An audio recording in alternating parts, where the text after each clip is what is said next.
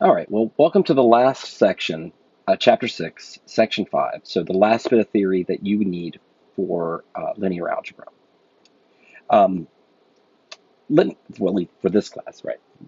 Uh, let us, uh, let me begin this way. So, I've kind of alluded to this in previous videos, but imagine if you were if you were working for one of the major car companies doing engineering work. Say you found yourself um, working on some frame, some chassis of an automobile, and what you were doing is you were trying to you had a certain um, stiffness in mind that you wanted this chassis to be.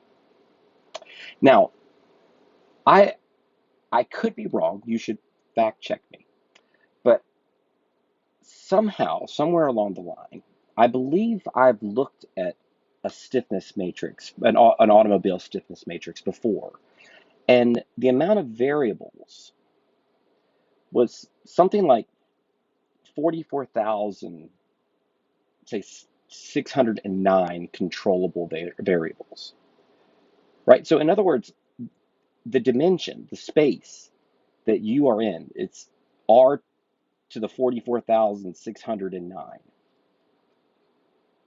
right? So of what I've done here, of course, I've given you just a few pictures. This is actually only 100 by 100. So I just, obviously, there's no way for me uh, to give a picture of R to that size dimension.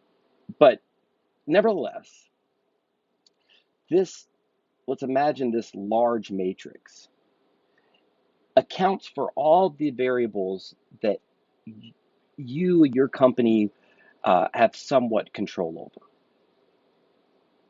Now, let's let B, it's going to be the desired stiffness of this chassis. Right? This is the optimal, like this is the best case scenario.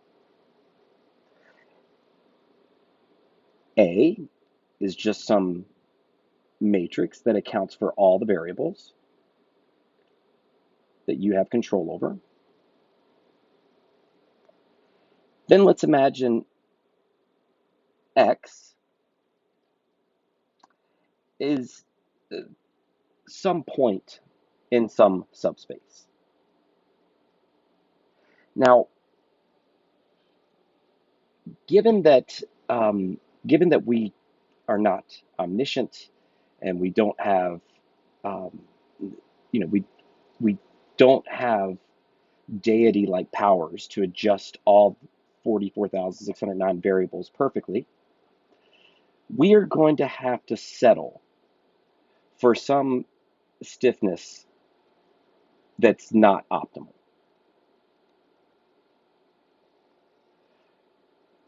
In other words, X, we could say X is the weight,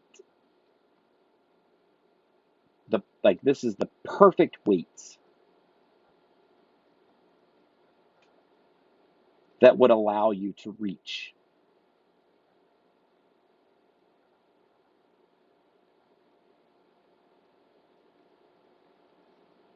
your desired stiffness, B. This is not going to be doable.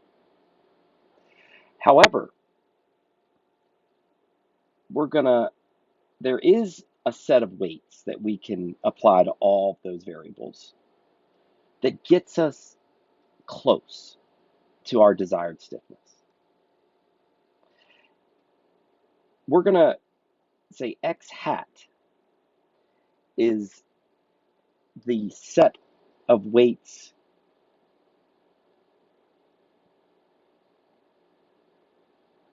that is as best we can do given the constraints that we have.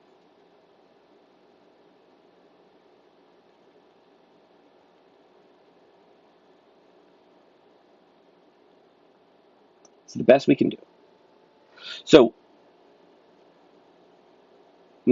so you have this matrix A is the same variables, just the scalars, the weights that you attach to those variables is not x, it's x hat. So it would be, since we can never reach our desired stiffness B, it would be, it wouldn't be correct to say equals B. Instead, what we would say is it equals B hat. All right. So this is the set of weights that we attach to each of those variables, best that we can do. And this is what comes back out is the best stiffness that we can get at this point. This is what we call, this type of estimation technique is what we call a least squares problem.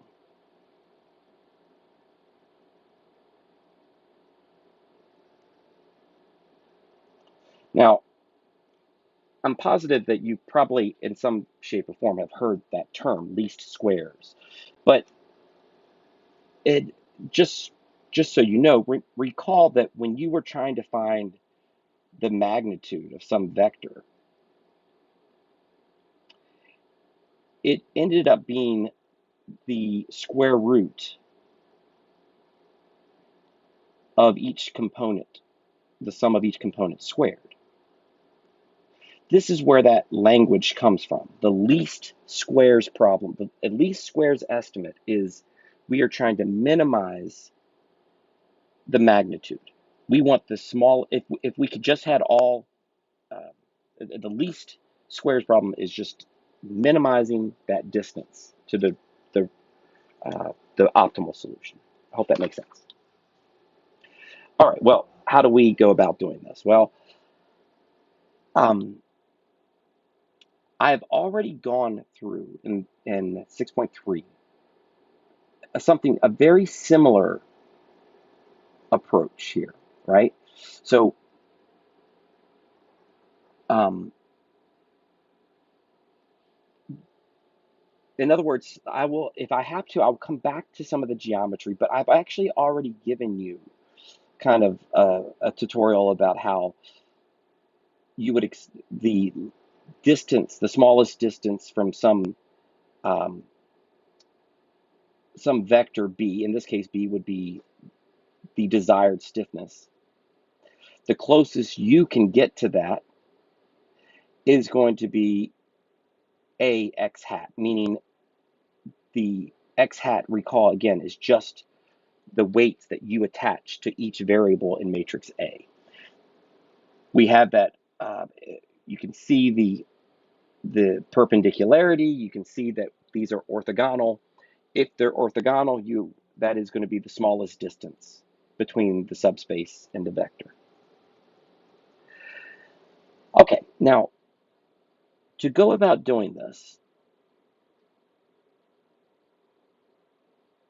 we're going to make use of the following um, equation, right? So A transpose A x is equal to A transpose B. Whereas, well, um, let me go ahead and jump to an example. So I will bring this little formula along with us.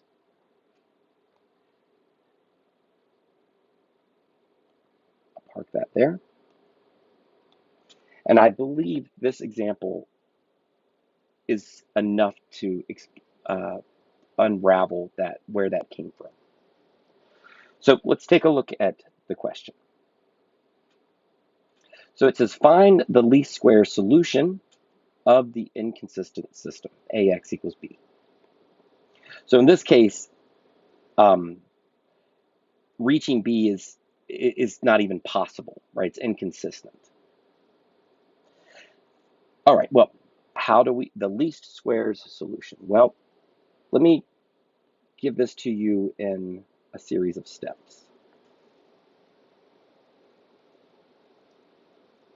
Well, we're going to need A transpose in order to make this work.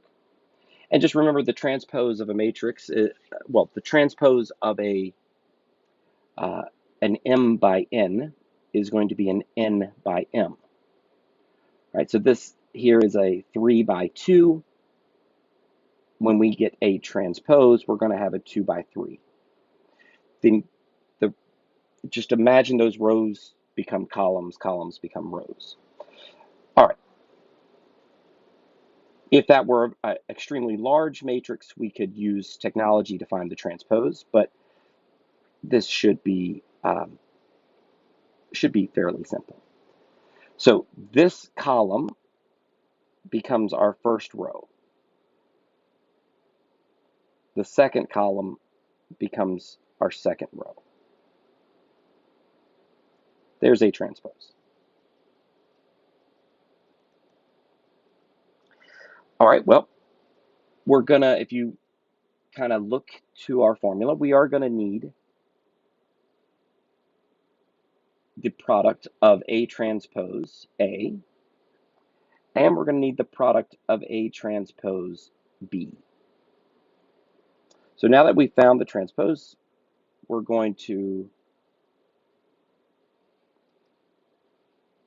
find A transpose A, and we're going to find A transpose B.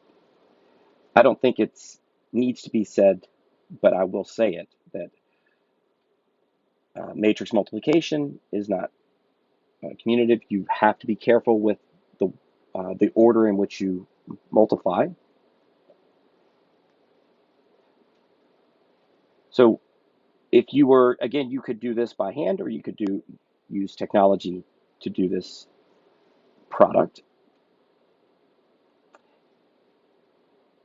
Either way is perfectly fine with me. I mean, this is busy work, right? This is, in other words, there may be something to gain in the setup, the computation, uh, at first, but at some point in time, this is just a tedious computation that we can outsource to technology.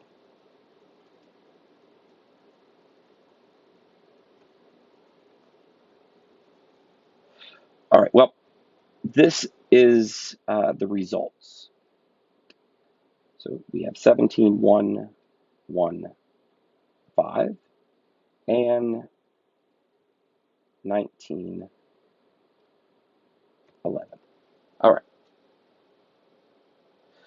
so step 1, step 2 are done. We have, at this stage, step 3, we are going to sub the information we just got into our formula.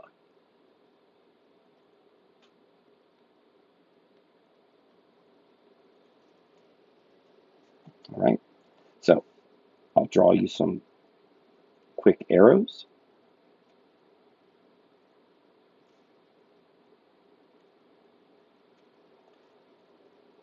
And this is where we are. So we have 17, 1, 1, 5. I'm gonna uh, I'm gonna write X in just a second.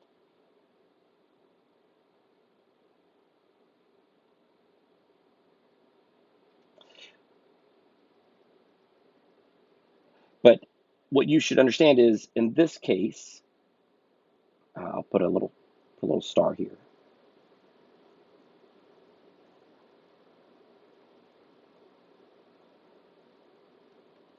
I don't know why that's not working. So in this case, X would mean, say, X sub 1, X sub 2, right? And just think about it. X is they are the weights that you would attach to the vectors in some linear combination. If you have a 2 by 2 matrix, you have two variables. So you could only attach two weights to two variables. All right, well, let's figure out what x hat is. So at this stage, we can just set up the matrix 17, 1, 1, 5. Set up this augmented matrix. Again, unless there's some particular need to do this by hand, we can outsource this to technology. Now, I don't actually have the row reduced echelon form of this. Actually, I may. Bear with me for just a second. But what we know, I'll go ahead and get you to that. Well, x sub 1 is equal to 1. X sub 2 is equal to 2. That is what would come out. So x hat is as follows. All right, back to that automobile chassis problem.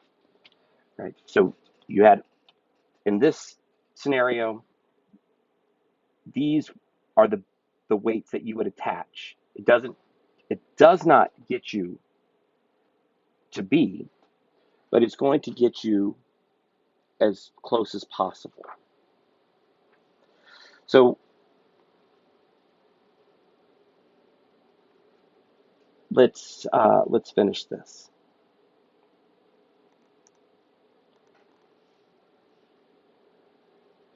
So if we have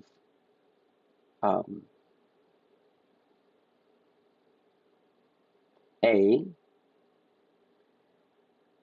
x hat, we will get to the least squares solution, or the optimal, the best solution we can get to, given the constraints. I hope that makes sense.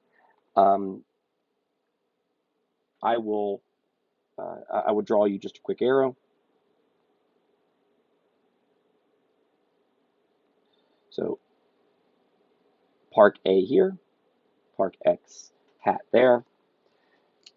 You run some computations, and that would give you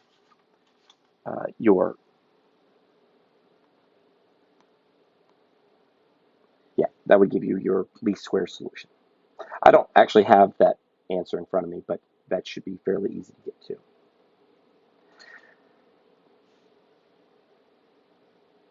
All right, so entertain yourself for just a quick second. I want to see if there's anything else I really want to tell you.